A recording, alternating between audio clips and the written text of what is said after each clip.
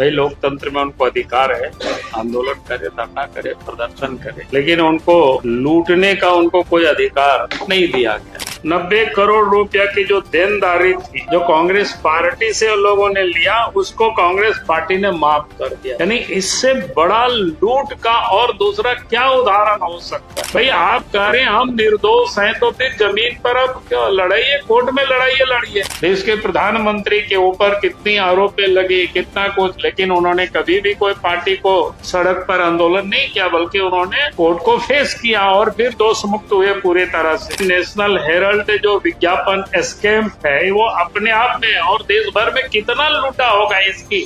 चलो भाई, बहुत बहुत धन्यवाद आप सबको। देखिए, आप सब लोग 2 दिनों से देशव्यापी हल्ला सुन रहे हो, आप सबको जानकारी में आया होगा।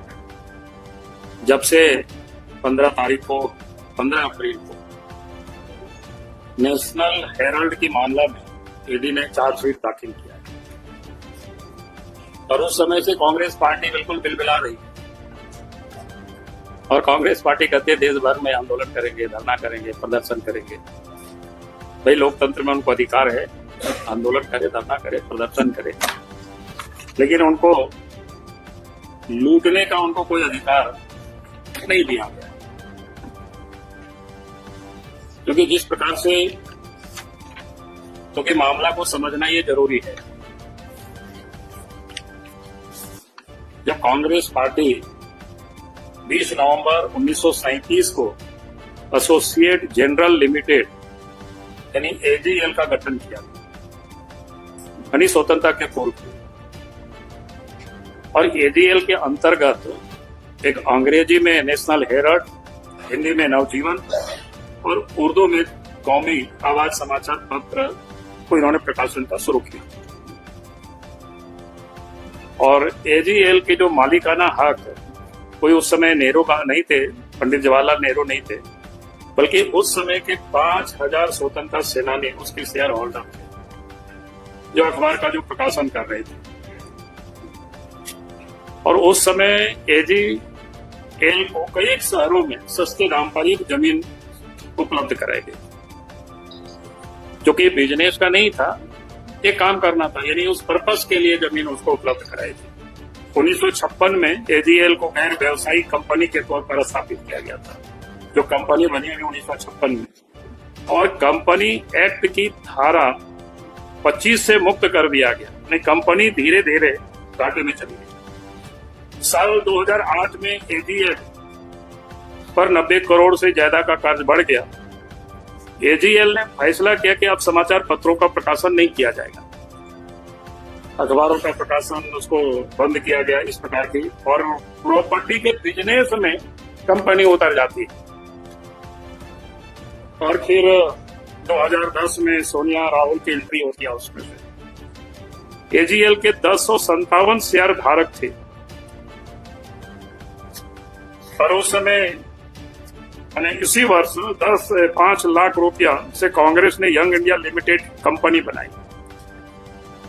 मैंने ये समझने का विषय है कि 5 लाख रुपया में कांग्रेस ने यंग इंडिया लिमिटेड एक कंपनी बनाई और इसमें तत्कालीन जो कांग्रेस पार्टी के महासचिव राहुल गांधी को डायरेक्टर के रूप में शामिल किया और कंपनी में बने 76% हिस्सा राहुल गांधी और सोनिया गांधी और उनके मां के पास 36% रखी गई। शेष जो 24% तक कांग्रेस के शेष नेता जैसे मोतीलाल वोरा जी, आज तो नहीं है, ऑस्कर फर्नांडिस, इन लोगों को दिया गया। इस प्रकार के 10-10 रुपया के 9 करोड़ शेयर यानी यंग इंडिया लिमिटेड को दे दिया गया और इसके बदले में यंग इंडियन को कांग्रेस का लोन चुकाना था 9 करोड़ शेयर के साथ। यंग इंडिया को इस कंपनी के 99% शेयर हासिल हो गए, यानी यंग इंडिया को हासिल हो गई, जिस कंपनी में 76% किसकी थी? श्रीमती सोनिया गांधी और राहुल गांधी उसके, माने एक प्रकार से मालिकाना हक उन लोगों का हो गया। और बाद में जो 90 करोड़ रुपया की जो देनदारी थी, जो कांग्रेस पार्टी से लोगों ने लिया, उसको कांग्रेस पार्टी ने माफ कर दिया। यानी इससे बड़ा लूट का और दूसरा क्या उदाहरण हो सकता है। यानी वो पूरे के पूरे प्रॉपर्टी को किस प्रकार से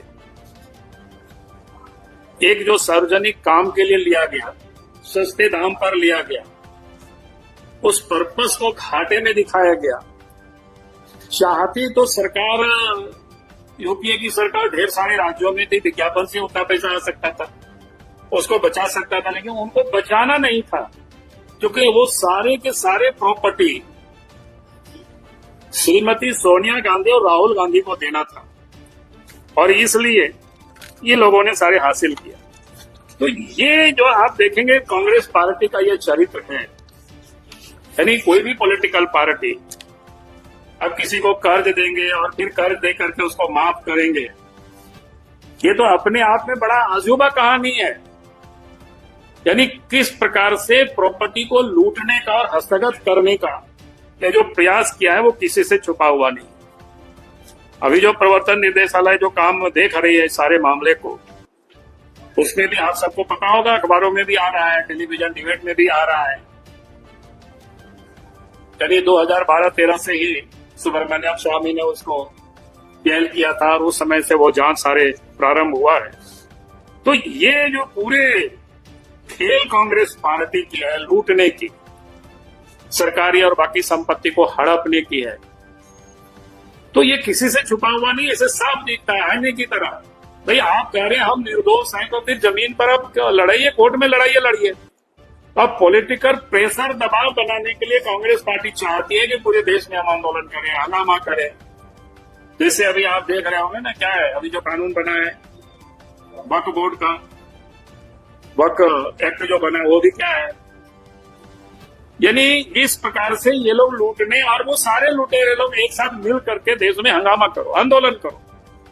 भाई आंदोलन करना तो हर किसी का राइट है, कोई उसको छीन नहीं सकता है, लेकिन आंदोलन ऐसा करो, भाई इसको क्या बोलते हैं गांव घरों में कहता है ना, चोरी भी और सीना जोरी भी। यानी ये लोग कानून को धत्ता बता करके संपत्ति को लूट रहे हैं। अगर आपको लगता है कि हमने कोई गलत नहीं किया है, तो फिर कांग्रेस पार्टी को सड़कों पर जुलूस निकालने की क्या जरूरत है, अदालत में लड़ाई लड़ते हैं। देश के प्रधानमंत्री के ऊपर कितने आरोप लगे, कितना कुछ, लेकिन उन्होंने कभी भी कोई पार्टी को सड़क पर आंदोलन नहीं किया, बल्कि उन्होंने कोर्ट को फेस किया और फिर दोष मुक्त हुए पूरे तरह से। तो ये जो ये लोगों ने पूरे देश में, यानी वो आज के तारीख में 2000 करोड़ से अधिक की वो संपत्ति है जिसको वो अपने नाम से वो कराना चाहते हैं। आप सोच सकते हो कि इससे बड़ा और लुटेरा क्या हो सकता है। और किस प्रकार से कांग्रेस और यानी आज तो इंडिया अलायंस कहते हैं कि उसके गठबंधन की सरकार है, वहां किस प्रकार से ये लोग लूटते हैं पैसे को, उसका एक नमूना झारखंड के बारे में मैं आपको बताऊं, क्योंकि झारखंड में भी ये लोगों ने इसके नाम पर लूटा है, वो किसी से छुपा हुआ नहीं है। मैंने ये कह सकते हैं नेशनल हेराल्ड जो विज्ञापन स्कैम है वो अपने आप में, और देश भर में कितना लूटा होगा इसकी, आप तो जांच का विषय है, ईडी जांच करेगी, सीबीआई जांच करेगी, तो ये सारे पता चलेगा। आप लोगों से भी मैं कहूंगा कि आप लोगों को भी उसको जरूर जांच करना चाहिए, क्योंकि मामला झारखंड की जनता की गाढ़ी कमाई का पैसा है और उसको ये लोगों ने लूटा है किस प्रकार से। उसमें से एक उदाहरण आपको बता रहे हैं।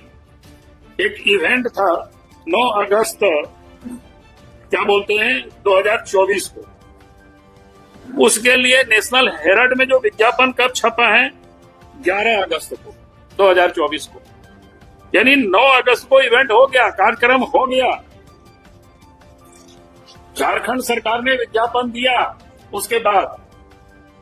और इस अरे कार्यक्रम क्या था आप लोग खोज लीजिएगा ना, सब काम हम ही करेंगे तो आप लोग क्या करोगे, आप लोग पत्रकारिता करते हो, इसमें मैं खोजो उसमें से। और 11 अगस्त को उसमें अखबार में छपता है, मैंने सब कुछ कार्यक्रम हो गया था और उसके बाद कार्यक्रम में छपता है उस अखबार में।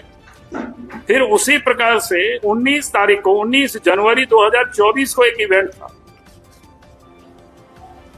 और 21 जनवरी 2024 को छप रहा है।